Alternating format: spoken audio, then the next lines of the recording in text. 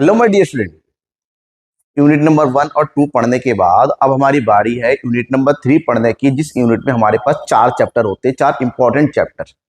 और लिख के लीजिए, ये जो 4 चैप्टर है जो कि human capital formation, rural development, employment and unemployment, environment and sustainable development, इस 4 चैप्टर से 100% जो क्वेश्चन पूछे जाते हैं वो होते हैं करीब करीब 50 इंटू 20 मार्क्स के क्वेश्चन, 15 से 20 नंबर तक के क्वेश्चन होते हैं एमसीक्यूज वगैरह मिला के।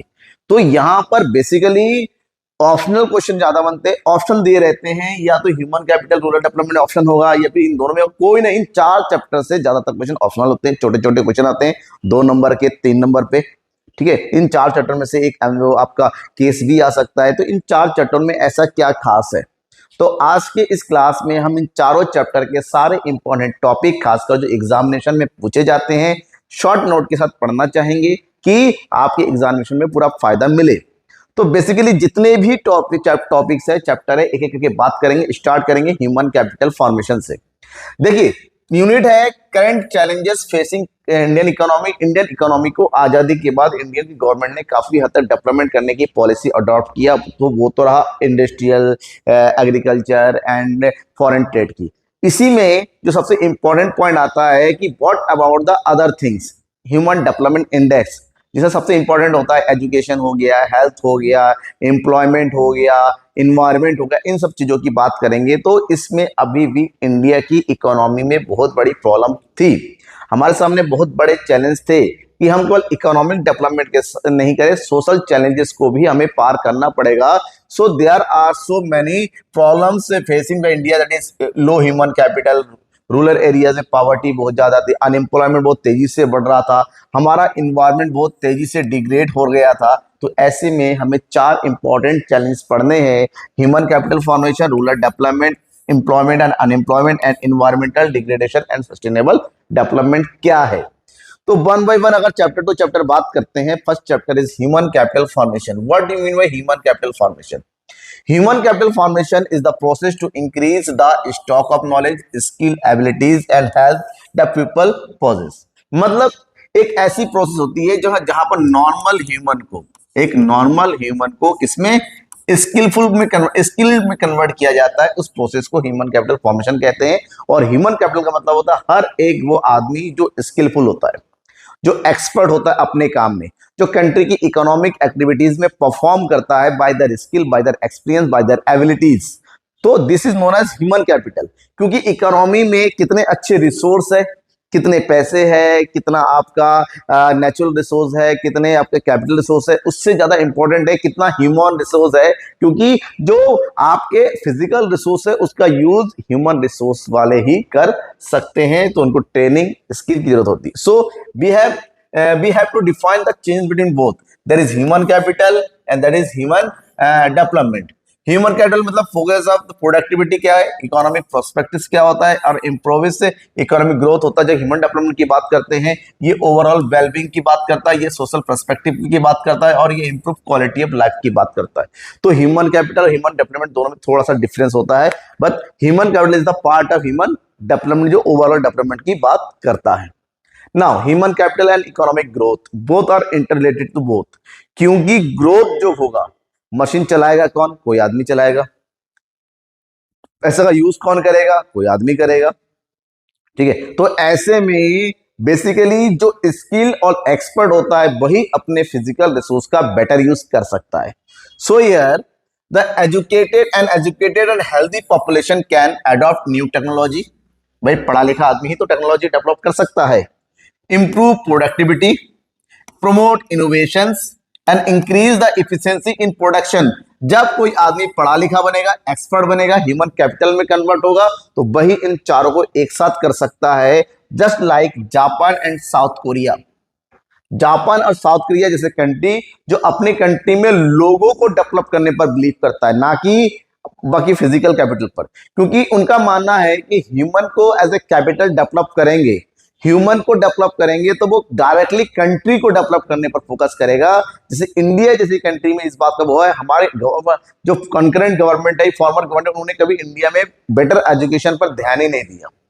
भीड़ चाल है, डिग्रियां बांटी जा रही हैं, एजुकेशन खत्म है, पढ़ने लिखने में किसी का कोई ध्यान नहीं है, सीबीएसई बोर्ड वाले फोकट में मार्क्स दिए जा रहे हैं, बच्चों के अंदर फेल होने का डर नहीं है, 8वीं तक ऐसी फोकट में पास करा के आगे बढ़ाया जा रहा है, ढेला नाम लिखना नहीं आ रहा है, तो वहां के लोग कहां से अच्छे गुड सिटीजन बनेंगे? क्योंकि अच्छा नागरिक बनने के लिए बंदे को पढ़ा लिखा होना जरूरी है, स्किलफुल होना जरूरी है। यहाँ पर जो 12th पास नहीं हो पा रहे वो कहते हैं सरकारी नौकरी नहीं मिल रही है। कहां से मिलेगा भैया?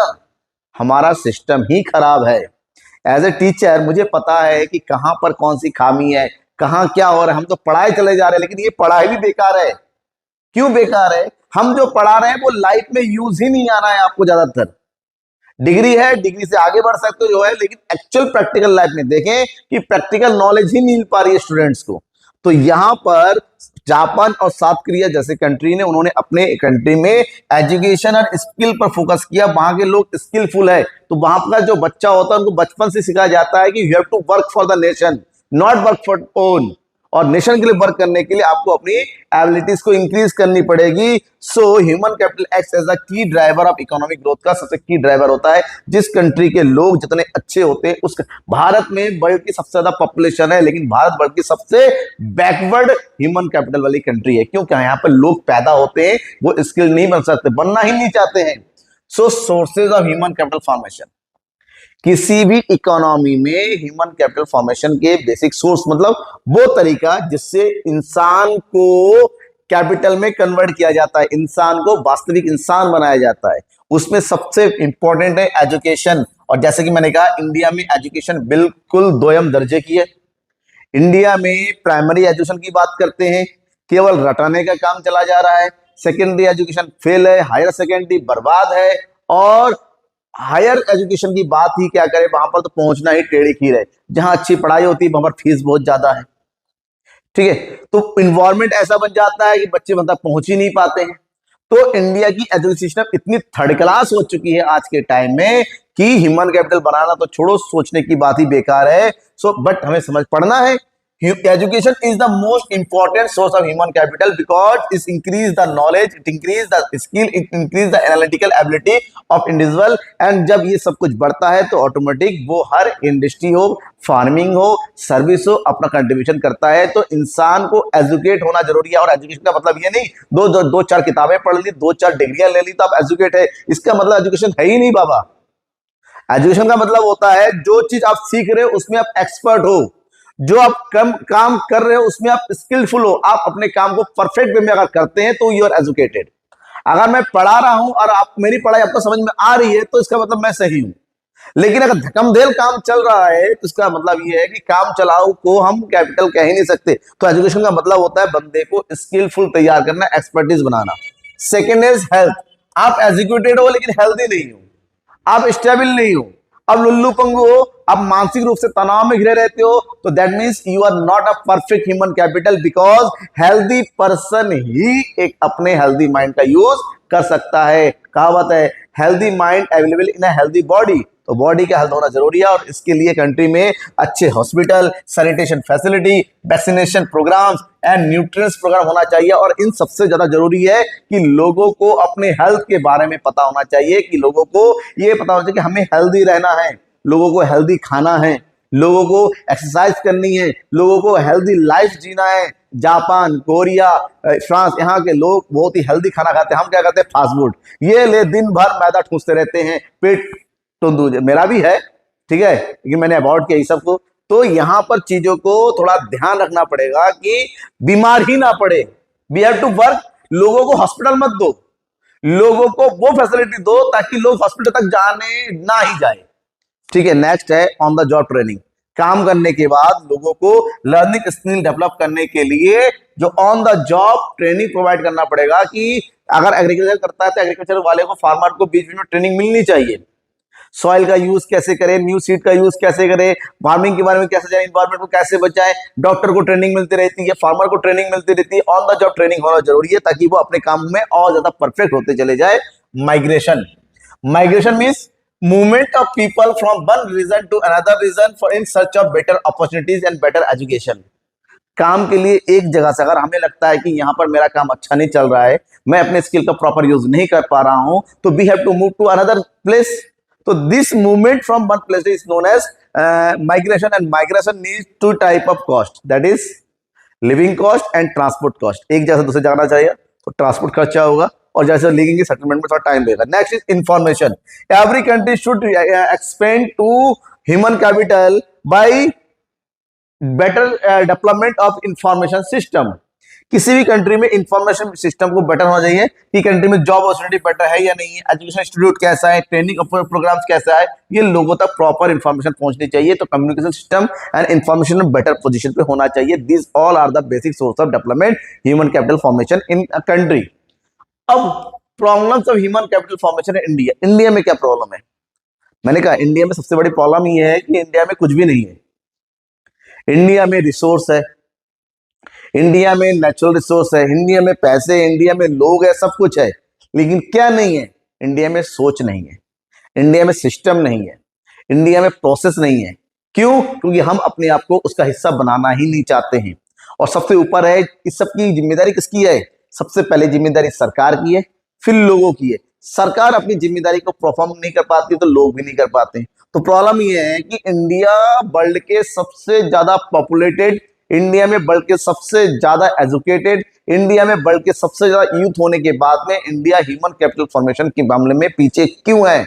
इसके पीछे कुछ रीजन है। Number 1, high population growth. India का पॉपुलेशन इतना ज्यादा है, सबको प्रॉपर ट्रेनिंग, सबको प्रॉपर एक्सपर्टीज, सबको प्रॉपर एजुकेशन दे पाना पॉसिबल नहीं है। Number 2, brain dead. जो यहाँ पढ़ते हैं, लिखते हैं, यहीं पर सबको करते हैं, लेकिन जैसे उनकी सर्विस देने की बात होती है वो भाग जाते हैं फॉरेन। हमें तो कनाडा जाना है भैया, 12th पास हो गए, कनाडा जाना है, ठीक है, वहां जाके लैटरिन साफ करेंगे, वहां जाके रोड झाड़ू लगाएंगे, लेकिन कनाडा जाना है। और सबसे बड़ी प्रॉब्लम है कि वो तो चलो ठीक है, वो दिहाड़ी मारने जा रहे हैं क्योंकि आपको अपॉर्चुनिटी मिल रही है। जिनकी अपॉर्चुनिटी इंडिया में है, डॉक्टर है, इंजीनियर है, राइटर है, साइंटिस्ट है, वो भी कंट्री में सर्विस देने की बजाय वो फॉरेन भागते। कहीं ना कहीं इसमें भी गवर्नमेंट की फेलियर है कि they are not able to produce the opportunity for that person, क्योंकि वो स्किलफुल है, उनको अपॉर्चुनिटी चाहिए, नहीं मिल पाता, निकल जाते। तो इसमें वर्क करने की जरूरत है। Unequal access of education. हमारे इंडिया में एजुकेशन का तरीका कुछ ऐसे है, जिनका पैसा है वो भी बेटर एजुकेशन ले सकता है। गरीब आदमी जाता है स्कूल में थाली बजाते हुए मिड डे मील लेके चला आता है, सड़ा गला खाना जो भी खा के चला आता है, उनको पढ़ाई लेना देना नहीं है, क्योंकि वहां पर खाना मिल रहा है इसलिए जा रहा है। मिडिल क्लास लगे स्कूल भेजना है बच्चों को, बस स्कूल भेजना, डिग्री मिल गई काफी है, पढ़ना हो रही है नहीं हो रही है, टाइम से फीस पे कर रहे हैं, बस हो गया। अमीर आदमी को अच्छा एजुकेशन मिल रहा है क्योंकि वो उसके लिए पेमेंट भी कर रहा है, वो तमाम फैसिलिटी प्रोवाइड कर रहा है। क्यों? क्योंकि एजुकेशन का प्राइवेटाइजेशन हो चुका है। तो ऐसे में अनइक्वल जो है education system, poor quality of health services and regional disparities, ये भी बहुत बड़ा ये है कि हमारे कंट्री में लोग प्रॉपर ह्यूमन कैपिटल फॉर्मेशन में कन्वर्ट नहीं हो पा रहे हैं। Education in India. इंडिया में एजुकेशन कैसी हालत है? वन वर्ड का है, इंडिया में एजुकेशन दोयम दर्जे की है। थर्ड क्लास एजुकेशन सिस्टम अगर कहीं है वो इंडिया में है। मैं टीचर हूं, मैं कॉमर्स पढ़ा रहा हूं, मैं अकाउंट पढ़ा रहा हूं, तो बच्चे को अकाउंट थ्योरेटिकल तो सब कुछ आता है, लेकिन जैसे अगर मैं उसको कहूं बेटा इसको कंप्यूटर में बना के दिखा, नहीं बना पाएंगे। क्यों? क्योंकि प्रैक्टिकल सिस्टम ही नहीं है हमारे पास। जबकि होना ये चाहिए कि कॉमर्स वाले स्टूडेंट को तो 11th में जितना पढ़ रहे हैं उनसे रिलेटेड उनको टैली वगैरह कोर्स एडॉप्ट किया जाए, 12th में जा रहे हैं उसको कंप्यूटर में दिया जाए, उनकी मतलब उनकी प्रैक्टिकल नॉलेज भी होनी चाहिए, लेकिन है नहीं, सिस्टम में ही नहीं है, तो हम कहां से पढ़ेंगे? जब हम खुद नहीं पढ़ के आए हैं, हमारे सिलेबस में ही ऐसा नहीं है, तो हम पढ़ाएंगे कहां, कद्दू पढ़ाएंगे? तो ये है problem. Next is most important sources of human capital is education, and the education system in India is very, because education क्या करता है? Education provide the adaptation of new technologies, improve the innovations and contribution to economic development। पढ़ा लिखा आदमी technology को जल्दी adopt करता है, पढ़ा लिखा आदमी इनोवेशंस की तरफ जाता है, पढ़ा लिखा आदमी जो है इकोनॉमिक डेवलपमेंट की ज्यादा ग्रोथ करता है, क्योंकि वो समझता है, जानता है कंट्री की हालत को कि नहीं मुझे अब कंट्रीब्यूट करने की जरूरत है। आफ्टर इंडिपेंडेंस इंडिया में एजुकेशन की हालत बहुत ही खस्ता हाल थी, गवर्नमेंट ने उसमें काफी हद तक इंप्रूव किए। एजुकेशन की बात करते हैं, इंडिया में education facilities and improve literacy level बढ़ाने के काफी काम किया। जो हम पढ़ते हैं ना 16% का जो लिटरेसी रेट था, अब बढ़ के वो 64, अब कहीं ना कहीं ये 70 ऊपर पहुंच गया। कुछ स्टेट्स में तो 100% भी लिटरेसी रेट पहुंच गया है। दैट मीन्स गवर्नमेंट ने काम किया number of schools and college develop करने में, रूरल एरियाज में एजुकेशन को डेवलप करने में, technical and professional education development में काफी हद तक गवर्नमेंट ने काम किए, और आज भी काम चल रहा है और आगे और ज्यादा काम। लेकिन ये सब क्वांटिटी बेस है। मैं बात करता हूं क्वालिटी की। क्वांटिटी में तो गवर्नमेंट का बिल्कुल फाइल भरा हुआ है, बहुत कॉलेज बनाए गए, तमाम भर है, लेकिन क्वालिटी के मामले में पिछड़ते चले जा रहे हैं। Because growth of education India की बात करते हैं, एक्सपेंशन इन एजुकेशन इंस्टीट्यूशंस काफी डेवलप हुई है, नए नए स्कूल खोले गए, जैसे प्राइवेट स्कूलों की तो भरमार गली गली में स्कूल है, कॉलेज गली गली में कॉलेज खुलते जा रहे हैं, छोटे मोटे हर एक बड़े कॉलेज को जो है यूनिवर्सिटी का दर्जा दे दिया जा रहा है, तो इसमें कोई की नहीं। क्वांटिटी बहुत है इंडिया में, क्वांटिटी में कोई भी समझौता नहीं होता है। But increase in literacy rate, हमारा जो लिटरेसी रेट है, स्कूल जा रहे हैं बच्चे, पढ़ रहे हैं, लिख रहे हैं, घर आ जा रहे हैं, लेकिन सीख क्या रहे वो आज भी मुझे समझ में नहीं आ रहा है। बच्चों को लिखना नहीं आ रहा है, लिखना तो आ रहा है, बच्चों को क्वेश्चन दे दो, लैंग्वेज बदल दे, समझ में नहीं आता कि आंसर कैसे लिखना है। So expansion is primary education, adult education programs and awareness campaign, ये इसकी एफर्ट देने की जरूरत है आज भी, क्वालिटेटिव एजुकेशन देने की जरूरत है आज भी। ग्रोथ ऑफ हायर एजुकेशन में काफी हद तक ग्रोथ हुआ है, हायर एजुकेशन इंस्टीट्यूशन बनाए गए, यूनिवर्सिटीज बनाई जा रही है, engineering college, management college, medical college, ये सब कॉलेज जो है बनाए जा रहे हैं, नए नए IITs, IIM, AIMs वगैरह खुलते चले जा रहे हैं, डेवलप किधर है, जिससे प्रोफेशनल डेवलप हो रहे हैं। हालांकि इस मामले में कहीं ना कहीं हायर एजुकेशन मामले में इंडिया ने काफी काम किया है, और कुछ वर्ल्ड क्लास कॉलेज भी इंडिया में आज भी है, IIT, IIM वर्ल्ड क्लास में एजुकेशन सिस्टम में आते हैं, लेकिन वहां तक पहुंचने के लिए आपको 12th तक तो पढ़ाई करनी पड़ेगी, वही हम फेल हो जाते हैं। Now is government initiatives in education, government ने क्या किया है एजुकेशन के मामले में? गवर्नमेंट ने काफी हद तक काम किया है, जैसे सर्व शिक्षा अभियान शुरू किया है, मतलब 6 to 14 तक के बच्चे को हर हालत में स्कूल में पढ़ाना है, उसकी सारी चीजें इसमें जो है आपका राइट टू एजुकेशन एक्ट आया है, ठीक है, RTEs को बोलते हैं, जहां पर हर एक प्राइवेट स्कूल को 25% जो है गरीब बच्चों को पढ़ाना पड़ेगा, उसकी फीस गवर्नमेंट पेमेंट करेगी। हालांकि ये काम अच्छा किया है काफी प्राइवेट स्कूलों में, जैसे मेरे प्राइवेट स्कूल में भी लगभग 100-130 टोटल बच्चों में 100,000 बच्चों में से 100-200 के आसपास बच्चे RT के अंदर पढ़ते हैं 8th क्लास तक, और उनका पैसा गवर्नमेंट से आता है, बच्चों को भी मिलता है, स्कूल वालों को मिलता है, उनकी पढ़ाई फ्री चलती है। हालांकि ये बहुत अच्छा प्रोग्राम मैं कहूंगा अपनी तरफ से गवर्नमेंट ने इनिशिएटिव लिया है। मिड डे मील स्कीम शुरू किया है, जहां गरीब बच्चे गांव देहात में लोग जो है पढ़ नहीं पाते हैं, उनके बच्चे स्कूल में जाते हैं और मिड डे मील मतलब लंच वहां पर करते हैं। हालांकि क्वालिटी खराब बहुत है, लेकिन प्रोग्राम अच्छा था, ठीक है। सर्व शिक्षा अभियान में हर बच्चे को एजुकेशन देने की तरफ था, ये गवर्नमेंट ने इनिशिएटिव किया। Now challenges in education in India, आज भी एजुकेशन के मामले में इंडिया में कुछ चैलेंजेस है कि हमारा जो एजुकेशन सिस्टम है, जो बार बार कहता है पुअर क्वालिटी का है, वर्ल्ड में सबसे खराब एजुकेशन सिस्टम अगर कहीं है हमारे यहाँ पर है, क्योंकि यहाँ पर केवल मार्क्स और डिग्री पर बिलीव किया जाता है, यहाँ पर क्वालिटेटिव एजुकेशन देने पर बात ही नहीं होती है। रीजनल डिसएक्टिविटीज है, बहुत सारे एरियाज ऐसे हैं जहाँ पर आज भी जो है रूरल एरियाज हो गया, यहाँ पर एजुकेशन के नाम पे कुछ भी नहीं हो पाया है। जेंडर इनइक्वालिटी आज भी मौजूद है कि यहाँ पर लड़कों को तेजी से आगे बढ़ाया जाता है, लड़कियों को स्कूल जाने पर मना किया जाता है। ब्रेन ड्रेन की फैसिलिटी बहुत ज्यादा है यहाँ पर कि लोग पढ़ लिख जाते हैं, अच्छा कर जाते हैं सब कुछ, लेकिन जब सर्विस देने की बारी होती है दे मूव टू फॉरेन, ये फॉरेन के लिए भाग जाते हैं, ठीक है। ये था हमारा पहला पोर्शन। यहाँ पर काफी पॉइंट्स है जो आपको एग्जाम में ध्यान में रखना पड़ेगा, जैसे sources of human capital formation and problems of India और एजुकेशन इन इंडिया, ये 3 टॉपिक पर फोकस कीजिएगा, एग्जाम के हिसाब से बहुत इंपॉर्टेंट है। हालांकि बहुत जल्दी एक दो वीडियो के बाद ही आपको मोस्ट इंपोर्टेंट क्वेश्चन का वीडियो मिल जाएगा, ठीक है। मेरे वादा है 18-17 तक आपको हर एक 100% कंटेंट देना है कि आप एग्जाम में तैयारी कर सके। Now importance in education for economic development के लिए इंपॉर्टेंस क्यों है? क्यों? Because education increases productivity of workers, education promotes the innovation and research, it improves the employment opportunities, it reduces the poverty and inequality and it improves the overall quality of life, इसलिए education जरूरी है। बिना education का देश कुछ भी नहीं कर सकता।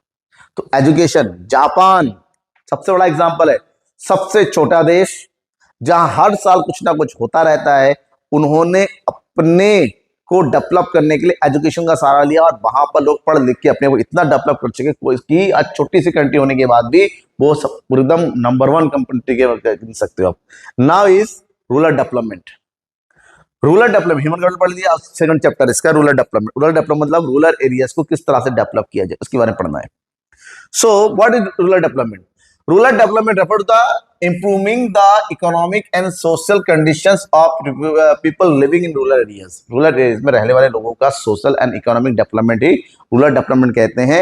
And rural development के लिए सबसे important चीज है कि overall ऐसा प्रोग्राम तैयार किया है ताकि increase agriculture productivity, generating employment, improving infrastructure and reducing the rural poverty, इन सब पर फोकस किया जा सके।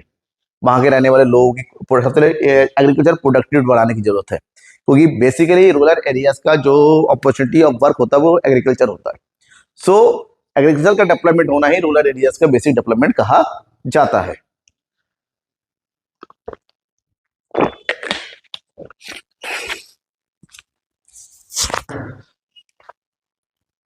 सो यार importance of rural development, rural development importance क्या है? अब majority of India populated lives in rural areas, India के आज भी बहुत बड़ी पॉपुलेशन रूरल एरियाज में ही रहते हैं। Agriculture produce provide the lively, वहां उस एरिया के जो लिवलीहुड होता है वो एग्रीकल्चर होता है। और रूरल पॉवर्टी स्टिल बाइट, और आज भी रूरल एरियाज की जो पॉवर्टी है वो कंट्री के लिए आज भी एक बहुत बड़ा चैलेंज है। सो अगर रूरल एरियाज का प्रॉपर डेवलप किया जाए तो सोशल और इकोनॉमिक जो इनइक्वालिटी है उसको रिड्यूस किया जा सकता है, एंड रूरल डेवलपमेंट करते हुए कंट्री का भी डेवलपमेंट हम सुनिश्चित कर सकते हैं। की इश्यूज और रूरल डेवलपमेंट में सबसे बड़ी इशू क्या है? एग्रीकल्चर। और एग्रीकल्चर में सबसे इंपॉर्टेंट है एग्रीकल्चर डाइवर्सिफिकेशन, कि लोग केवल एग्रीकल्चर पे ही नहीं, केवल फार्मिंग पे ही नहीं, उसके अलावा अदर देन एग्रीकल्चर भी डिपेंड होना जरूरी है। तो यहाँ पर सबसे बड़ा है कि लोग उसके अलावा horticulture, dairy farming, poultry farming, fisheries, इन सब के ऊपर फोकस किया जा सकता है। और अदर देन एग्रीकल्चर इन सब एक्टिविटी से उनकी इनकम और इंक्रीज होता है और उनका रिस्क भी रिड्यूस हो सकता है। कि आज के टाइम देखते हैं बहुत सारे फार्मर्स जो खेती के अलावा दूसरी एक्टिविटी करते हैं, उनका सोर्स ऑफ इनकम भी काफी हद तक बढ़ गया है। Next is rural development, rural credit. सही है, एक किसान कुछ करना चाहता है, एक जैसे मैं बिजनेसमैन अगर हूं, अगर मैं अपना कोचिंग के लिए सामान चाहिए, मुझे लोन इजीली मिल जाता है। लेकिन रूरल एरियाज की सबसे बड़ी प्रॉब्लम है कि एग्रीकल्चर के लिए लोन प्रॉपर वे में नहीं मिल पाता है, क्योंकि उनका जो क्रेडिट फैसिलिटीज है वो कम है। So rural credit refer to the loans and financial support provided to the farmers and rural household for the agriculture and related activities. Agriculture rural activities के लिए जो क्रेडिट फैसिलिटी है वो प्रोवाइड करना। अगर हम बात करते हैं रूरल क्रेडिट कई टाइप में होते हैं, short term, mid term, long term, अलग अलग काम के लिए अलग अलग चाहिए होता है। So farmers require to credit किसके लिए अब चाहिए? क्योंकि उनको न्यू सीड और फर्टिलाइजर परचेस करना है। They have to buy the agriculture machinery, they have to irrigation facilitated purchase the livestock, meeting household expenses during crop failures. तो कई रीजन से उनको क्रेडिट की जरूरत होती है, और अगर क्रेडिट टाइम से मिल जाता तो काम भी समय से हो जाता है। तो यहां पर हमें बात करना पड़ेगा क्रेडिट के लिए। तो इंपॉर्टेंस ऑफ रूरल क्रेडिट की इंपॉर्टेंस क्या है? नंबर 1, एग्रीकल्चर प्रोडक्शन के लिए तमाम दवाइयाँ खरीदनी है, सीड परचेस करने, अच्छे सीड चाहिए, फर्टिलाइजर चाहिए, इक्विपमेंट चाहिए, इन सब के लिए पैसे चाहिए। पैसे मिलते हैं तो टाइम से आ जाता है तो खेती अच्छी होती है। एडेप्टेशन ऑफ मॉडर्न टेक्नोलॉजी, अगर फार्मर्स को मॉडर्न टेक्नोलॉजी की तरफ बढ़ना है तो they need money. For example they have to purchase tractor, they have to purchase harvester, they have to purchase modern farming equipment, etc., and they need credit. Protection of against crop failure, अगर by chance बहुत बाढ़ आ गई, सूखा पड़ गया, आग लग गई तो फसल खराब, तो उससे बचने के लिए, दोबारा फसल रोपने के लिए तो क्रेडिट चाहिए ही चाहिए। डेवलपमेंट और रूरल इकोनॉमी, रूरल इकोनॉमी को डेवलप करने के लिए नए बिजनेस लगाने हैं, उसके जो एडिशनल जो काम होते हैं नॉन फार्मिंग एक्टिविटी के लिए भी क्रेडिट चाहिए। तो क्रेडिट बहुत इंपॉर्टेंट है, बिना क्रेडिट आपको सबको पता है बिजनेस नहीं चलता तो खेती कहां से होगी। सोर्सेज ऑफ रूरल क्रेडिट की सोच करते रूरल एरियाज में जो सबसे इंपॉर्टेंट है वो इंस्टीट्यूशंस और नॉन इंस्टीट्यूशनल्स। दो तरह की क्रेडिट फैसिलिटी है। Number 1, institutions, that means those institutions which are operated under RBI, जो गवर्नमेंट और आरबीआई की तरफ से ऑपरेट किए जाते हैं। These are known as the institutional source of rural credit, जिसमें सबसे बड़ा एग्जांपल है commercial bank like SBI, like bank of Baroda, Punjab national bank. ये सारे कमर्शियल बैंक है जो रूरल एरियाज में short term and long term loan provide करने का काम करते हैं। Next one is regional rural bank. जब देखा गया कमर्शियल बैंक के बाद बहुत बड़ा दबाव होता है तो रीजनल रूरल बैंक को एस्टेब्लिश किया गया, जिसका काम है रूरल एरियाज में स्मॉल एंड मार्जिनल फार्मर्स को लोन प्रोवाइड करना और उनसे रिलेटेड डेटा कवर करना। उसके बाद कोऑपरेटिव क्रेडिट इंस्टीट्यूशंस बनाए गए जो ऐसे कारपोरेट बैंक्स जो फार्मर्स को लोन प्रोवाइड करते हैं according to their need at very low rate. NABARD बनाया गया जो रूरल एरियाज के सारे टोटल जो इंस्टीट्यूट्स को कंट्रोल करते हैं और डेवलपमेंट के लिए पॉलिसी तैयार करते हैं। नाबार्ड का पूरा नाम है national bank for agriculture and rural development, याद रखिएगा, ठीक है। ये apex institute of rural areas है। Next is non institutional. अगर नॉन इंस्टीट्यूशन की बात करते हैं जो रूरल एरियाज में डेवलप्ड होते हैं, इसमें मनी लेंडर आ गए, ठीक है, ट्रेडर्स एंड कमर्शियल एजेंट्स हो गए, लैंडलॉर्ड्स हो गए। ये वो लोग होते हैं जो किसी रूल और रेगुलेशन में काम नहीं करते हैं। They are not govern by the government और आरबीआई।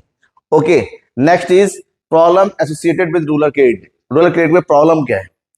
सबसे बड़ी प्रॉब्लम ये है कि लो क्रेडिट मिल ही नहीं पड़ता है। Small and marginal farmers often face difficulty in excessive institutional credit. Institutional credit उनकी बैंक में जाते हैं तो ये दो वो दो, ये दो, ऐसा नहीं है वैसा नहीं, आज आना कल आना, ये प्रॉब्लम लगी रहती है। हाई डिपेंडेंस ऑन द, ये लोग नॉन इंस्टीट्यूशनल रिसोर्स पे बहुत ज्यादा डिपेंड हो जाते हैं। क्यों? क्योंकि छोटे जिनको 10,000 चाहिए, 15,000 चाहिए, 20,000 रुपये, 50,000 रुपये, ये बैंक भले आनाकानी करते देने में और इतना भागने के बजाय वो नॉन इंस्टीट्यूशनल फार्मिंग तरफ, और इनका रेट ऑफ इंटरेस्ट भी बहुत ज्यादा होता है। लैक ऑफ फाइनेंशियल अवेयरनेस नहीं होता है। कॉम्प्लेक्स बैंकिंग प्रोसीजर बहुत कॉम्प्लिकेटेड होता है। ये डॉक्यूमेंट भरते भरते हालत खराब हो जाती है। वो फाइल होगा, पास होगा, ये होगा, वो होगा, तो कर्जा छोड़ो यार, जाके जो लैंडलॉर्ड से कर्जा ले लेते हैं। Measures of improve rural credit के मेजर्स क्या है? तो सबसे जरूरी है रूरल बैंकिंग नेटवर्क को बढ़ाना पड़ेगा, सेल्फ हेल्प ग्रुप एसएचजी को बढ़ाना पड़ेगा, गवर्नमेंट को माइक्रो फाइनेंस फैसिलिटीज बढ़ानी पड़ेगी और नाबार्ड को और भी ज्यादा मजबूत करना पड़ेगा। तब जाके रूरल एरियाज में क्रेडिट फैसिलिटी को सही कर सकते हैं। और अगर क्रेडिट फैसिलिटी सही हो गया तो ऑटोमेटिक रूरल एरियाज का डेवलपमेंट हो जाएगा। Development of non farming activities. Rural areas के डेवलपमेंट के लिए हमें गवर्नमेंट को या हमें कुछ ऐसी काम करना पड़ेगा ताकि नॉन फार्मिंग एक्टिविटी जो एग्रीकल्चर से अलग होता है, for example small scale industry को डेवलप किया जाए, हैंडीक्राफ्ट पे डेवलप किया जाए, रूरल सर्विस पे डेवलप किया जाए, एग्रो प्रोसेसिंग इंडस्ट्री लगाई जाए ताकि इससे एम्प्लॉयमेंट भी बढ़े और लोगों को अच्छा खासा नॉलेज भी हो और वो अपने आप को आगे बढ़ा सके। Next chapter is third, chapter number third, employment and unemployment. और एम्प्लॉयमेंट और अनएम्प्लॉयमेंट इस चैप्टर को तो आप 100% गारंटेड है रट्टा मार लो हर एक टॉपिक को, क्योंकि इससे रिलेटेड 6 मार्क्स के क्वेश्चन तो आपको मिलेगा ही मिलेगा। इसमें कोई भी डाउट नहीं है कि इस चैप्टर से क्वेश्चन ना, हर साल इस चैप्टर से क्वेश्चन आया हुआ है।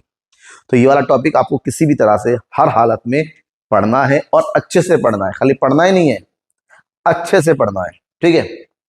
तो what is employment? Employment means the situation where the people are engaging in productive economic activities in order to earn income.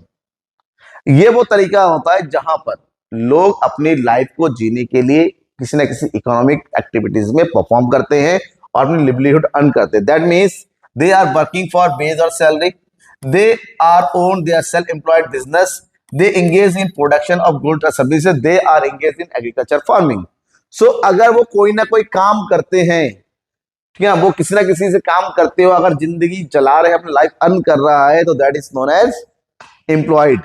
और अगर एम्प्लॉयमेंट की बात करते हैं, जो भी काम करता है, the person who are employed in economic activity that is known as workers. और वर्कर की कैटेगरी करते हैं, बेसिकली 2 टाइप के वर्कर होते हैं, एक होता है हायर्ड वर्कर और दूसरा होता है self employed worker. Hired worker वो होता है जो किसी के अंडर में काम करते हैं, they are work for other, they are work for others and they get some salary or wages for doing their job.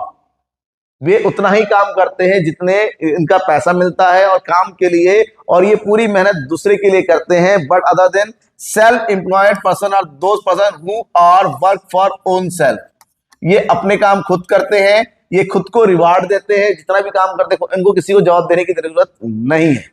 There are 2 types of hired worker. First is regular worker, second is casual worker.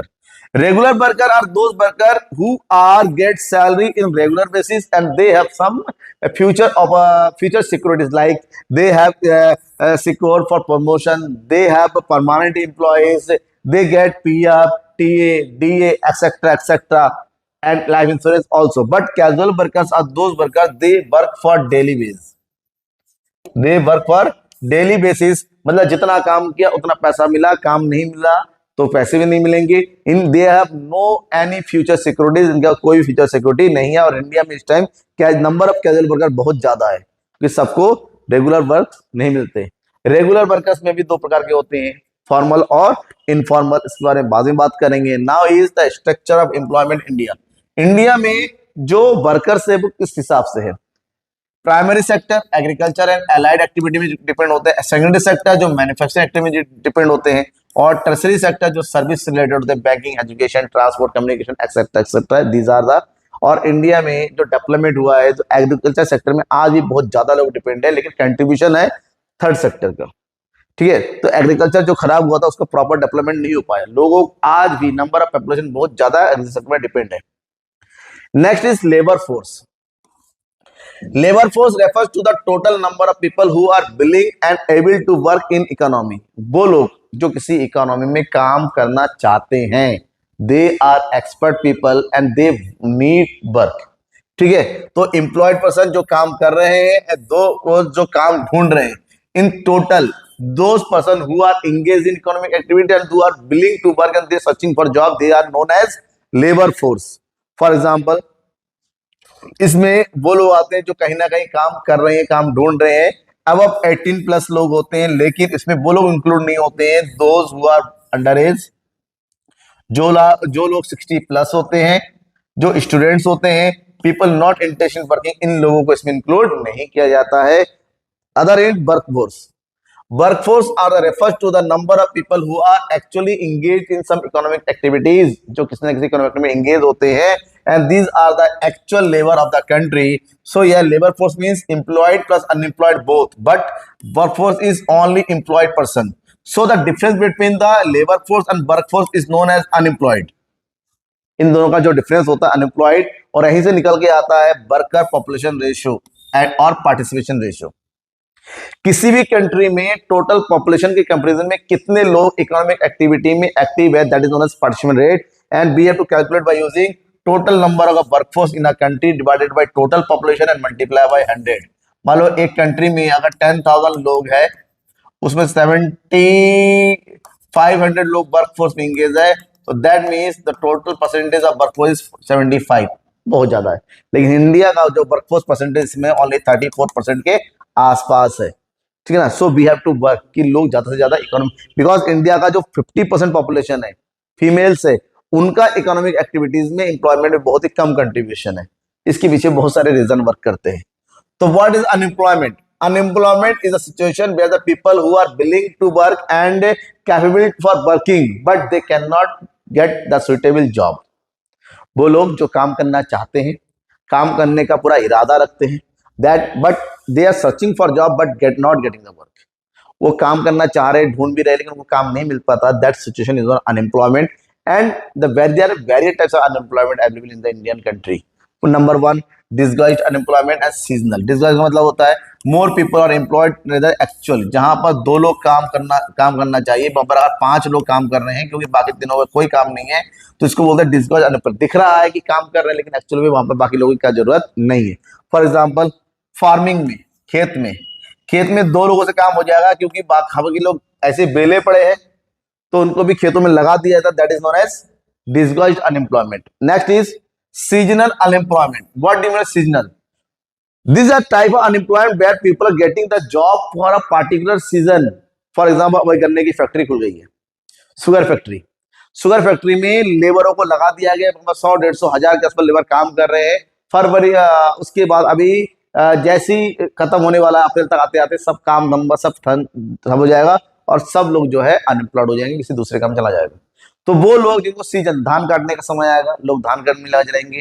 ठीक है, अभी जो है गेहूं कटने का समय आ जा रहा है धीरे धीरे, तो लोग उसमें एंगेज हो जाएंगे। मतलब सीजन टू सीजन जिनको वर्क होते हैं, जब काम है सही है, नहीं है तो बैठे रहते हैं, that is seasonal unemployment. Educated unemployment, educated individuals are unable to find, जब पढ़ा लिखा आदमी जो उनके मन मुताबिक काम नहीं मिल पाता है, ठीक है, दैट इज एजुकेटेड अनएम्प्लॉयमेंट। अभी इंडिया में बहुत ज्यादा है, मतलब लोग वैसे डिग्रीधारी बहुत ज्यादा है, तो काम नहीं मिल पाता है। Next is rural unemployment and urban unemployment. Rural means वो लोग जो रूरल एरियाज में काम नहीं मिल पाता, इसमें सबसे इंपॉर्टेंट है डिसगाइज्ड अनएम्प्लॉयमेंट और सीजनल। ये रूरल एरियाज में डेवलपमेंट है, यहाँ के लोग काम नहीं होते तो काम दिखाते हैं, या फिर उनको सीजनल में काम मिलता है, ऑफ सीजन में काम नहीं मिल पाता है। और इसके कॉजेज है ओवर डिपेंडेंट, एग्रीकल्चर पर बहुत ज्यादा डिपेंड होते हैं। Lack of non farming employment, non farming employment बहुत कम करते हैं। Low industrial development, rural area में इंडस्ट्रियल डेवलपमेंट नहीं होता है, इसलिए प्रॉब्लम है। Next is urban. Urban unemployment mainly included educated unemployment and job mismatch. पढ़े लिखे लोग, मुझे ये नहीं करना है, मुझे वो नहीं करना है, मुझे ये नहीं करना है। हाँ भाई, जैसे बहुत सारे लोग, सरकार हमें जॉब नहीं दे रही है, सरकार बेकार है। भाई जॉब सरकार कहां तक दे सकती है? तो इसको बोलते हैं एजुकेटेड अनएम्प्लॉयड। 40 साल का बंदा सरकार जॉब देगी तो जॉब करेंगे, वरना ऐसे ही पड़े रहेंगे। तो इसको बोलते हैं एजुकेटेड अनएम्प्लॉयमेंट। क्यों? क्योंकि आप अपने काम मुताबिक काम, और कुछ लोग ऐसे होते हैं जॉब मिसमैच, उनको लगता है कि ये काम मेरे हिसाब का नहीं है, मैं नहीं करूंगा, जब तक मुझे मेरे हिसाब से काम नहीं मिलेगा मैं नहीं करूंगा। ये प्रॉब्लम है इंडिया में सोच का। ठीक है, कॉजेज है रैपिड अर्बन पॉपुलेशन ग्रोथ, लोग गांव में काम नहीं मिल रहा है तो शहरों में बहुत तेजी से बढ़ते चले जा रहे हैं। लिमिटेड जॉब अपॉर्चुनिटीज, शहरों में बहुत जो है जॉब अपॉर्चुनिटी लिमिटेड है। एंड सो इंडस्ट्रियल एक्सपेंशन जो है, इस रीजन से अर्बन अनएम्प्लॉयमेंट धीरे धीरे बढ़ता हुआ चला जा रहा है। Next is women and employment. India में मैंने अभी कहा जो 50% पॉपुलेशन इसको बोलते हैं वुमेन, उसकी कंडीशन और एम्प्लॉयमेंट के मामले में बहुत ही खराब है, खासकर अर्बन वुमेन की। So women participation in the workforce is significantly very low compared then the man, बहुत ही कम है। बिकॉज सोशल, आज भी हमारा जो समाज है पुराने समय से ही हमारा जो है मैन ओरिएंटेड सोसाइटी रही है, जहां पर घर का आदमी काम करता है और घर की जो फीमेल्स है घर को संभालने का काम करती हैं, खाना बनाने का काम करती है, घर के बच्चों का काम करती है। ये पुराने समय से चलता रहा, आज की बात नहीं, बात नहीं है। जो सोशल रिस्ट्रिक्शन लगा है उसके कारण से आज भी जो है फीमेल्स घर में है। ठीक, नेक्स्ट है लैक ऑफ एजुकेशन, फीमेल्स को बहुत कम एजुकेशन मिली हुई है। हाउस होल्ड रिस्पॉन्सिबिलिटीज उन पर बहुत ज्यादा है, घर में अगर छोटे छोटे बच्चे हैं तो ऑब्वियसली छोटे बच्चों को कौन संभालेगा, तो फीमेल को ही घर पे रहना पड़ता है। Next is safety concern, female में जो सेफ्टी कंसर्न आज भी इंडिया में बहुत ज्यादा है, रात को महिला निकल नहीं पाती है कुछ हैफसी दानवों के चक्कर में। तो ये इश्यूज है जहां वुमेन जो है आज भी इंप्लॉयमेंट में डायरेक्टली पार्टिसिपेट नहीं कर रहा, हालांकि परसेंटेज धीरे धीरे बढ़ता हुआ चला जा रहा है। Rural women employment and urban, दोनों की कंपैरिजन देखिए, रूरल में वुमेन एरियाज के एम्प्लॉयमेंट लेवल ज्यादा है, because they have to work economic activity because of in their मजबूरी, क्योंकि वो मजबूर है। Their work is often unpaid और अंडरपेड। रूरल एरियाज में मजबूरी में घर की हालत सही नहीं है तो they have to work in their own farm, farming, livestock care और हाउस होल्ड प्रोडक्शन में उनको इसके लिए या तो कभी कभी उनको पैसे भी नहीं मिल पाते, या जितने मिलते हैं कम मिलते हैं। Urban women employment, urban women are increasingly employed in education, health care, corporate sector, service के बढ़ते रहे, लेकिन ये अनएम्प्लॉयमेंट इसलिए होता है क्योंकि यहाँ पर सोशल इश्यू बहुत ज्यादा था, कल्चरल इश्यू होता है। घर के लोग जो मिडिल क्लास फीमेल है, वहां पर जो सोसाइटी की सोच है आज भी ऐसी है कि हम जो है अपने घर के जो माता बहने को काम करने नहीं देंगे। Next is casualization of workforce and informalization. The converting of regular employed into casual employ, regular को कैजुअल में कन्वर्ट करने की जो प्रोसेस है that is known as casualization. So casual refer to the increase in the number of casual labourers in the workforce, workforce में casual worker का बढ़ना because of lack of job security, low income and absence of social benefits, इनको नहीं मिलता casual worker में। और जब लोगों की जॉब चली जाती है या धीरे धीरे आजकल कैपिटलाइजेशन बहुत ज्यादा बढ़ रहा है, लोग टेक्नोलॉजी का यूज करने लगे, एआई का यूज करते, तो मजबूरी में जब उनका काम नहीं रहता तो कैजुअल वर्कर बन जाते हैं। Informalization of workforce, it is the situation where the growth of employment and informal sector, जब इनफॉर्मल सेक्टर में ज्यादा ग्रोथ होता है और फॉर्मल से इनफॉर्मल की तरफ लोग भागते हैं तो होता है इनफॉर्मलाइजेशन। और इसमें street vendor, small shop workers और कंस्ट्रक्शन लेबर ज्यादा शामिल होते हैं। और इसमें सबसे बड़ी प्रॉब्लम है because are not registered with the government, ये गवर्नमेंट में रजिस्टर्ड नहीं होते हैं, लैक जॉब सिक्योरिटी नहीं होती है और इनको कोई भी सोशल बेनिफिट नहीं होता है, इसलिए इसको इनफॉर्मल लेबर के नाम से हम जानते हैं। Okay, now the next and last chapter, fourth, environment and sustainable development. Environment बहुत बड़ा इश्यू है, हम केवल इकोनॉमिक फेज पे काम बात नहीं कर सकते, क्योंकि इकोनॉमिक एक्टिविटीज करते करते हम अपने इन्वायरमेंट को बहुत ज्यादा नुकसान पहुंच रहा है। भाई जब इन्वायरमेंट ही नहीं रहेगा तो इकोनॉमिक एक्टिविटी कहेगा फिर। So we have to work for our environment. तो इकोनॉमिक्स में इन्वायरमेंट बहुत ही बड़ा कंसर्न है और हमें उसको पढ़ते ही चलना पड़ेगा। एक इकोनॉमिक स्टूडेंट को समझना पड़ेगा कि we can not survive without a good environment. Environment का मतलब क्या होता है? हमारे आसपास सब कुछ, जो हमारे आसपास प्लांट्स है, जो हमारे पास वाटर है, जो हमारे पास यहाँ पर रिवर है, जो हमारे पॉन्ड है, जो हमारे पास ट्रीज है, जो हमारे एयर, ये सब इन्वायरमेंट है और हम इसी इन्वायरमेंट रह सकते हैं। अगर पॉल्यूशन बहुत ज्यादा, खुद देखते हो दिल्ली में पॉल्यूशन इतना ज्यादा बढ़ता चला गया है कि दिल्ली में लोग काम ही नहीं कर पाए, घर से निकल पा रहे हैं, तो इकोनॉमिक एक्टिविटी तो ठप हो गई ना। ठीक है, so what is environment? Environment includes all the natural resources, ecological system that supports the life on Earth, like air, water, land, forest, wildlife. These are the part of environment.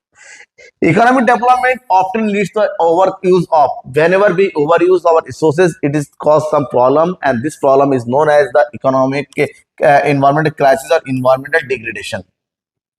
That means environmental degradation refers to the damage to the natural environment caused by human activities. The human activities से nature को नुकसान पहुंचता है। कैसे पहुंचता है?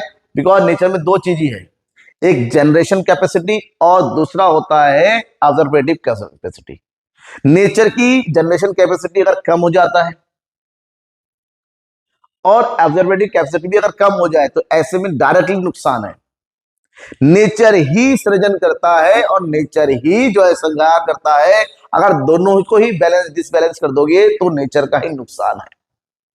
ठीक है, जंगल काटे जा रहे हैं, नए जंगल नहीं उगाए जा रहे, प्लास्टिक बढ़ता चला जा रहा है, तो नेचर का ही नुकसान है ना, पोल्यूशन। तो इन सबसे आता है air pollution, land degradation, water pollution, climate change, deforestation. This cause the biggest problem for environmental issue. तो major environment problems number 1 is air pollution. By the increasing of factories, increasing of population, increase of urban areas, increasing of various economic activities, it increase the harmful gases or particles that include the air, and this is known as the air pollution. So air pollution refers to the presence of harmful gases and particles in the air, that is known as air pollution. Major cause emissions of industries and factories के जो धुआं है, ठीक है, ये हमारा होता है। बर्निंग क्रॉप, जो क्रॉप का जो बचा हुआ फसल का जो बचा उसको जलाते हैं, धुआं निकलता है। Burning of fossil fuels like coal, vehicle exhaust and extraction activities, इस सबसे हमारा जो है इन्वायरमेंट को नुकसान होता है और जो हमारा जो एयर है वो पॉल्यूट होता है। इसके इफेक्ट हमारा जो रेस्पिरेटरी सिस्टम है वो खराब होता है, अस्थमा, डायबिटीज जैसी बीमारी हो रही है। डैमेज, हमारा क्रॉप्स एंड फॉरेस्ट खराब हो रहे हैं। स्मोक फॉर्मेशन बहुत ज्यादा बढ़ता चला जा रहा है सिटीज में। एंड क्लाइमेट चेंज का बहुत बड़ा है कि टाइम से बारिश नहीं हो रही है, बहुत से ज्यादा गर्मी होती है, जिसका सबसे बड़ा एग्जांपल है दिल्ली। हम देखते हैं दिल्ली का एयर पोल्यूशन में उनकी हालत कैसी होती है कि लोग सर्वाइव कर पाना वहां पर मुश्किल हो जाता है। वाटर पोल्यूशन, वाटर पोल्यूशन मतलब when the harmful substance or chemicals are mixed within water, flow of water को जब होता है ग्राउंड वाटर मिल जाता है, ठीक है, रिवर में मिल जा रहा है, लेक में मिल रहा है, ओशन मिल रहा है, तो that is known as water pollution. और वाटर पोल्यूशन के मेजर कॉज क्या है? डिस्चार्जिंग इंडस्ट्रियल वेस्ट, जो इंडस्ट्री में जो वेस्ट निकलता है केमिकल बच जाए उसको ऐसे ही खुले में छोड़ दिया जाता है, वो साथ में नदी में मिल जाता है, तो बहुत बड़ा। Untreated sewage from cities, excessive use of chemical fertilizers and pesticides in agriculture sector, oil spills in oceans में, जो कभी कोई टैंकर टूट गया, कोई शिप तबाह हो गया, तो सब ओशियन मिल जाता है और ये जल्दी साफ नहीं होता है और पूरे इन्वायरमेंट को गंदा कर देता है। इसका effect shortage of safe drinking water का धीरे धीरे कम हो रहा है। Spread of water borne disease, ठीक है, damage to aquatic life, decline in fish production, इस सब हमारे कहीं ना कहीं नुकसान करते हैं और एटलीस्ट ह्यूमन से ही इससे इफेक्ट होना होता है लास्ट में। Deforestation, deforestation refer to the large scale cutting down forest, forest को बड़े स्केल पे काटते चले जाना, चाहे वो एग्रीकल्चर के लिए काटे, चाहे वो इंडस्ट्रियल के लिए काटे, चाहे वो रेजिडेंस की काटे, तो जंगलों को काटना इज नोन एज डिफॉरेस्टेशन। और इसके लिए एक्सपेंशन एग्रीकल्चर को बढ़ाना है, अर्बनाइजेशन करना है, इंडस्ट्री प्रोजेक्ट के लिए, माइनिंग एक्टिविटीज के लिए जंगलों को धीरे धीरे काटते चले जा रहे हैं और जंगलों को जितना ज्यादा काटेंगे उतना ही हम अपने किसके साथ, खुद के साथ, एनवायरनमेंट के साथ खिलवाड़ कर रहे हैं। इफेक्ट क्या है? इससे बायोडाइवर्सिटी लॉस हो रही है, सॉइल इरोजन धीरे धीरे बढ़ता चला जा रहा है, disturbance in the ecological balance disturb हो रहा है, इंक्रीज इन कार्बन डाइऑक्साइड बढ़ता चला जा रहा है एटमॉस्फेयर, और इसका सीधा असर है कि ग्लोबल वार्मिंग बढ़ती है। ग्लोबल बढ़ने का मतलब होता है गर्मी, कई तरह की बीमारियां फैलती चली जा रही है। नेक्स्ट लैंड डिग्रेडेशन, जब जंगल नहीं है, गंदा पानी फैलता चला जा रहा है, तो इसका सीधा है लैंड को नुकसान हो रहा है। That is land degradation refer to the decline in the quality and productivity of land. जब लैंड की प्रोडक्टिविटी कम होती चली जाती है उसको लैंड डिग्रेडेशन कहते हैं। फर्टिलाइज लैंड कम हो जाता है, सॉइल का इरोजन बढ़ता चला जाता है, excessive use of fertilizers and chemicals, deforestation, over grazing, mining activities, improper irrigation practices, इस सब के होने से हमारा लैंड डिग्रेड होता है। और लैंड डिग्रेडेशन आपको पता ही है कि बंजर खेती में क्या करोगे आप। Effect, loss of soil fertility कम हो जाती है, एग्रीकल्चर प्रोडक्टिविटी कम हो जाती है, और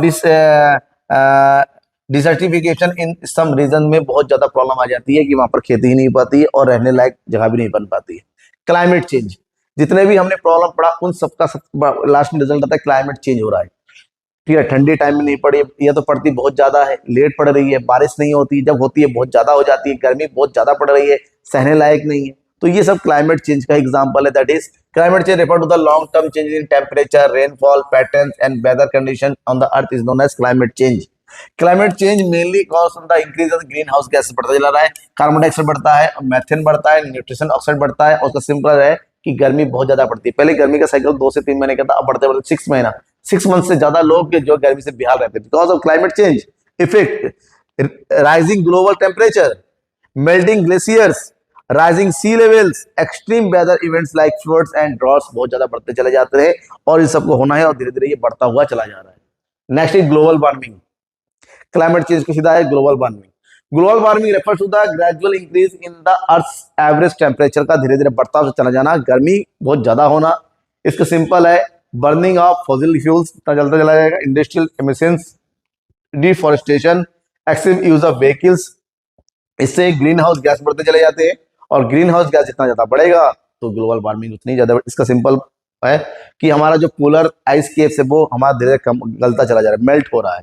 राइजिंग सी लेवल बढ़ता जा रहा है, तो आने वाले कुछ सालों में कहा जाता है 100-200 सालों में जो सी लेवल के आसपास में जो बड़े बड़े शहर है वो सब डूब सकते हैं।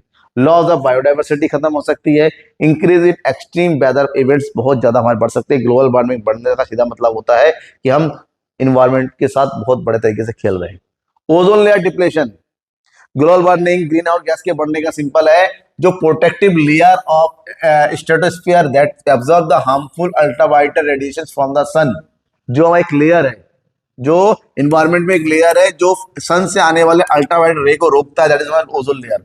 बट जिस हिसाब से सीएफसी गैसेस बढ़ती चली जा रही हैं उसका इफेक्ट है जो ओजोन लेयर है वो भी डिप्लीट हो रहा है, वो धीरे धीरे इसका लेयर पतला हो रहा है, वो छेद हो रहा है, जिससे जो हार्मफुल रेडिएशन है सन का वो अर्थ तक पहुंच रहा है, इससे बहुत ज्यादा नुकसान हो रहा है। और ये बढ़ता क्यों है? सीएफसी रेफ्रिजरेटर का यूज धीरे धीरे बढ़ता चला है, एसी का यूज बढ़ता चला जा रहा है, फोम मैन्युफैक्चरिंग बढ़ती चली जा रही है, एयरोसोल्स स्प्रेज बढ़ते चले जा रहे हैं, और ये डायरेक्टली टेम्परेचर ऑफ द बढ़ाता है, और इसका सीधा इफेक्ट ग्रीन हाउस ये जो ओजोन लेयर है उस पर होता है। इसका effect increase exposure of UV ultraviolet radiation बढ़ते चले जा रहे हैं, जिससे स्किन कैंसर वगैरह बढ़ता चला जा रहा है, जो स्किन की बीमारियां बढ़ती चली जा रही है, क्रॉप्स को नुकसान पहुंच रहा है, मैरीन लाइफ को नुकसान पहुंच रहा है, हार्म इकोसिस्टम को नुकसान पहुंच रहा है। ठीक है, आपने देखा जो पहले जो नारियल बहुत बड़े बड़े हुआ करते थे, आज नारियल छोटे छोटे से हो गए हैं, आम ज्यादा बड़े नहीं होते, आम का मीठापन गायब हो गया है। तो ये सब जो है इसी का सिस्टम है, क्यों? क्योंकि अल्ट्रावायलेट रेडिएशन के आने से क्रॉप को बहुत ज्यादा नुकसान पहुंचता है उससे। तो we have to protect our environment, अगर हमें लाइफ को सही से जीना है और उसको संफल है सस्टेनेबल डेवलपमेंट। सस्टेनेबल डेवलपमेंट ही एक ऐसा चारा है तो हम अपने इन्वायरमेंट को फ्यूचर तक बचा के रख सकते हैं। और हमें सोचना पड़ेगा, और किसको कौन सोचेगा? इकोनॉमिक स्टूडेंट को सोचना पड़ेगा, आपको और हमें सोचना पड़ेगा कि केवल इकोनॉमिक डेवलपमेंट ही नहीं, डेवलपमेंट ऐसा हो ताकि फ्यूचर को हम सेव कर सके। सो sustainable development means economic development that meets the needs of the present generation without harming the ability of future generation. हम अपनी जरूरतों को पूरा करने के लिए काम करें लेकिन फ्यूचर जनरेशन को नुकसान ना करे, तो सस्टेनेबल डेवलपमेंट है। और इसके लिए कुछ ऐसा करना ताकि इकोनॉमी, सोसाइटी, इन्वायरमेंट का बैलेंस प्रॉपर बना हुआ रहे। सो इसकी जो स्ट्रेटजीज है वो क्या क्या है? Sorry, use of renewable energy, हमें अपने रेन्यूएबल एनर्जी को यूज करना है, like solar energy, wind energy. अधिक गवर्नमेंट ने प्रमोट किया है, के लिए, इलेक्ट्रिसिटी के लिए आप सोलर एनर्जी पे सोलर पैनल लगाए जा रहे, गवर्नमेंट सब्सिडी प्रोवाइड कर रही है। विंड एनर्जी, गुजरात वगैरह एरिया में जब पर विंड बहुत तेज चलती है वहां पर विंड एनर्जी लगाने की जरूरत है ताकि हम बाकी सोर्स पर हो गए। इलेक्ट्रिक गाड़ियों का यूज बढ़ाया चला जा रहा था कि पेट्रोल और डीजल का खपत कम किया जा सके। Reduction of pollution through the cleaner technology, clean technology, E battery होता है कि पॉल्यूशन कम से कम हो। Promoting afforestation and converging the forest को जो है कम से कम नुकसान पहुंचे, इसलिए आप अपना एरिया को बढ़ाए। डबल लेयर फार्मिंग किया जाए, वर्टिकल फार्मिंग पे जोर दिया जा रहा है, ठीक है ना। शहरों में सिंगल की जगह डबल स्टोरीज या फिर मल्टी स्टोरीज बिल्डिंग पर जोर दिया जा रहा है। Increasing the recycling and waste management, waste managing recycle पे जोर दिया जाएगा। Adopting the sustainable agriculture practice, agriculture को सस्टेन करने की जरूरत होती है, केमिकल का यूज कम से कम करके ऑर्गेनिक तरफ बढ़े ताकि इकोलॉजिकल बैलेंस बढ़े और अपने लाइफ को लॉन्ग टर्म तक जी सके। इसके लिए जरूरी है ऑर्गेनिक फार्मिंग। अगर हमें अपने फार्मिंग एग्रीकल्चर सही करना है तो ऑर्गेनिक फार्मिंग ही सबसे बेस्ट है। ऑर्गेनिक फार्मिंग क्या है? Organic farming is the method agriculture where the crops are grown without the use of chemical fertilizer, pesticide, herbicide and genetically method of organism. एक ऐसा मेथड होता है जहां केमिकल का यूज ना करते हुए जेनेटिकली और ऑर्गेनिज्म का यूज करते हुए खेती की जाती है। नेचुरल वे में जो है फार्मिंग होती है, that is known as organic farming. By using of organic manure, biofertilizer, compost, biological pest and control और green manures, अगर इसका यूज करते हुए, जैसे नॉर्मली लोग जो अपने घर में जो खेती करते हैं ना उसमें केमिकल यूज ना का बराबर करते हैं, जैसे मैं भी करता हूँ, केमिकल डालता ही नहीं हूँ। बायो कंपोस्ट हो गया, घर के छिलके हो गया, उसको सड़ा के उसे खाद बना के डालते हैं। नीम कोटेड गैस दवाइयाँ आती है वो डालते हैं। इससे हालांकि इससे प्रोडक्टिविटी थोड़ी डाउन जरूर होती है लेकिन हेल्दी प्रोडक्ट मिलता है, ठीक है। The main objective organic farming to maintain the fertility, protection environment and producer health. एक तो हेल्दी खाना होता है, एनवायरनमेंट बचता है, ठीक है, इससे जो कीड़े पकौड़े होते हैं उसको नुकसान नहीं पहुंचता है और एक इकोलॉजिकल बैलेंस हमारा बना हुआ रहता है।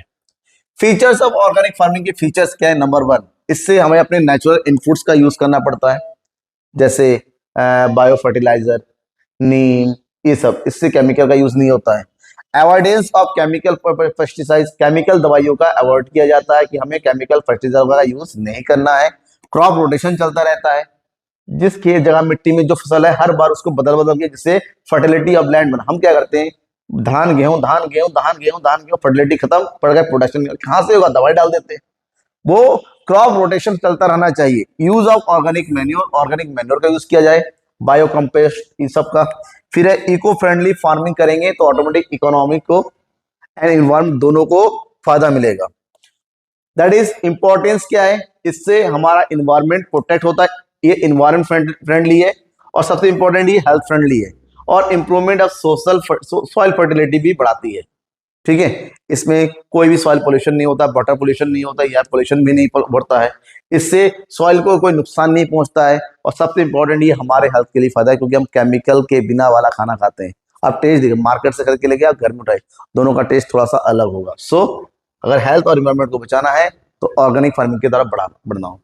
एक्सपोर्ट, आपको पता है आज के टाइम बहुत सारी कंट्रीज है जो इंडिया से उन्होंने फ्रूट्स का इंपोर्ट कम कर दिया, मना कर दिया है, ठीक है। अभी कुछ दिन पहले पता चला था जो इंग्लैंड ने इंडिया से चिकन जो है इंपोर्ट करना बैन कर दिया क्योंकि हमारे चिकन में बहुत ज्यादा केमिकल पाया जाता है। हम जो चिकन खाते हैं वो केमिकल से 45 डेज में चिकन बन के तैयार, तो ये गलत है, ठीक है। यहाँ पर 2 दिन में जो है लौकी वगैरह शानदार लौकी वगैरह, इन सब में केमिकल होता है और इन सब का एक्सपोर्ट धीरे धीरे कम हो जाएगा क्योंकि अगर हम दवाई, क्योंकि जो फॉरेन के लोग हैं वो हेल्दी खाना ज्यादा खाते हैं और उनको लगता है कि ये केमिकल है तो उसका इंपोर्ट नहीं करेंगे, तो हम क्या करेंगे फिर?